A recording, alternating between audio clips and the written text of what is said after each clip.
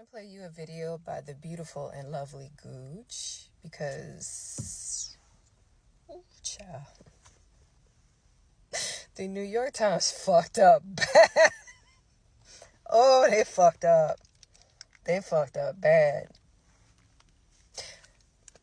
Because of this comment, I now have extremely compelling evidence that Blake Lively actually gave New York Times her complaint before she filed it with the Civil Rights Department. This comment says, "This is great research. I don't suppose anyone has checked the metadata on the images in the New York Times article. You beautiful genius." But it wasn't the metadata where I found the date. It's the fact that New York Times labels their hosted images with dates. And this image, if you follow the images linked in the New York Times article, each image is hosted with its own link. And if we zoom in right here, you can see that says December 16th, 2024, which means that unless New York Times mislabeled the date for this, New York Times had Blake Lively's complaint for at least 5 days before they published the article. And it's not just this one. All of the graphics that they used are hosted like that. This one is dated December 20th, December 20th, December 18th, and then this one is from the 21st. There was no date attached inside the actual metadata, or maybe I'm just not technically advanced enough to be able to find that. Why does any of this matter? Well, because Blake Lively's team are trying to say that Justin Baldoni's team are the first people that leaked this information to the press. And yet somehow on the 16th of December, they're able to make the headline image. We already knew because of the timeline, New York Times essentially had to have it in advance. Now I feel like we just know a little bit better about when they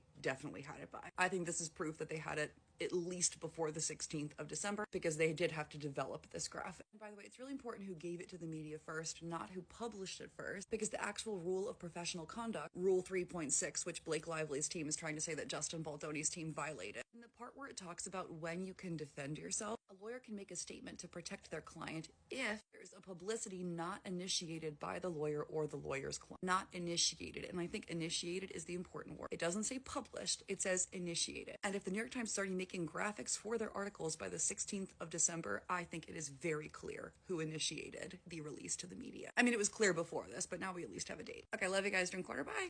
So I went in and I checked and I right-clicked the image to look at the image address. Now, this particular photo, and I'm going to show you, is dated 18 December 2024.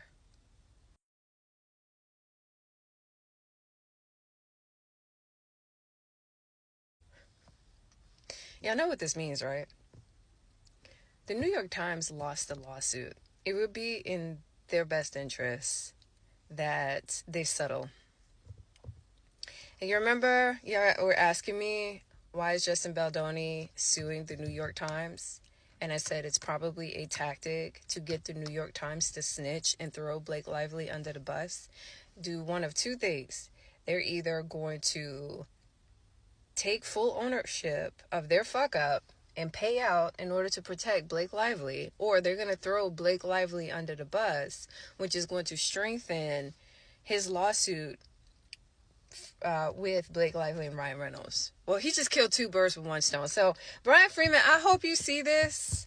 Members of Justin Baldoni's team, I hope you see this, because the entire New York Times article, if you right-click the link on every single photo, it is dated before the 21st of December, which means that they had the information before Blake Lively submitted it to the CRD. They had the information way before and failed to give you enough time to respond appropriately.